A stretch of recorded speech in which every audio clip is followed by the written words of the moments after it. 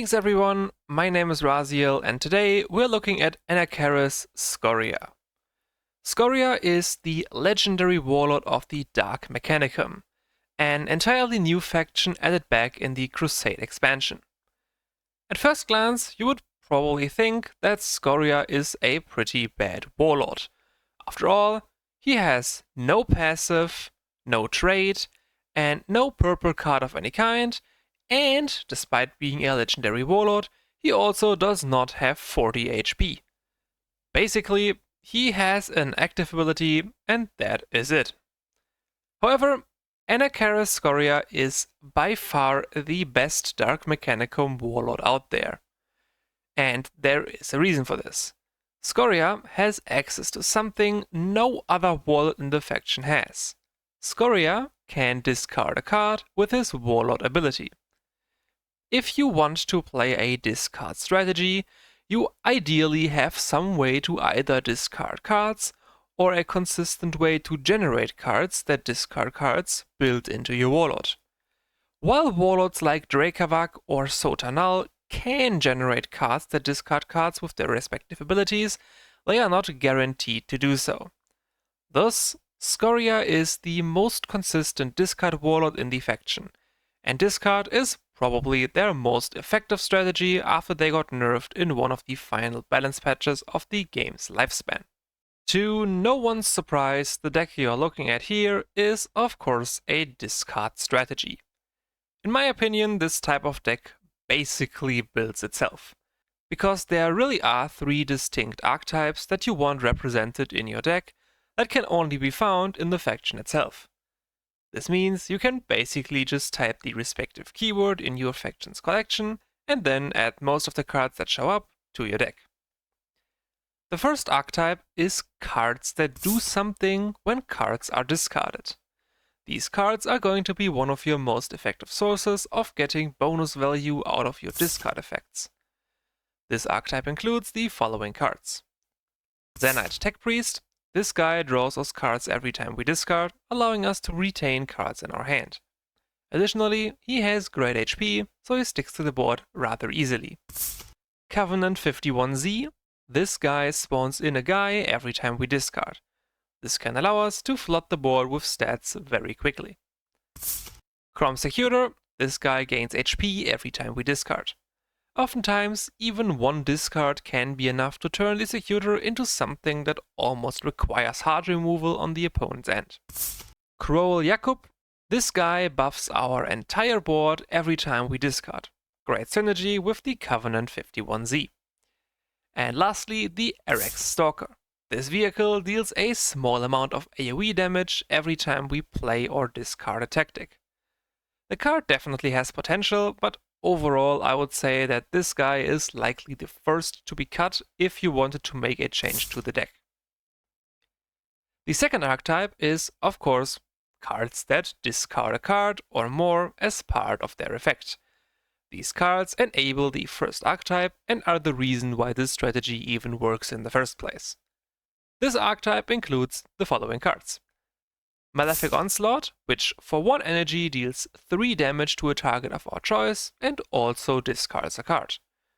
This card is absolutely nuts. Simply dealing 3 damage for 1 energy is insane, and having a 1 energy discard effect also allows for some crazy combos with cards of the first archetype. Cyclophathine Ursarex. This is our next cheapest discard effect at 2 energy, turning him into a very respectable 3/3 for 2 energy. Crom Talax.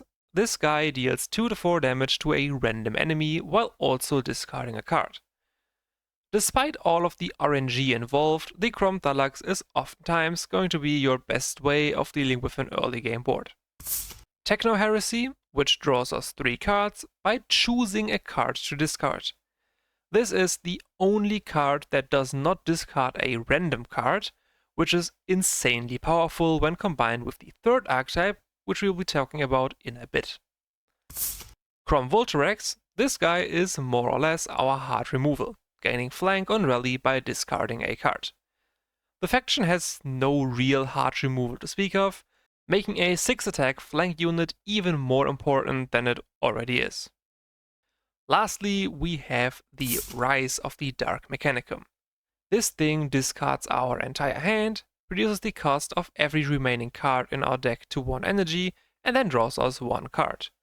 In theory, this card has crazy combo potential with stuff from the first archetype, but the amount of games where you will actually get to do stuff like that is very small.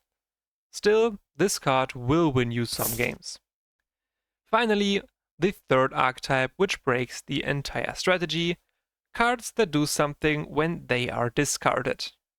Up until this point, you needed to already have something on your board, something that didn't do anything until you discarded stuff, to benefit off of your discard effects.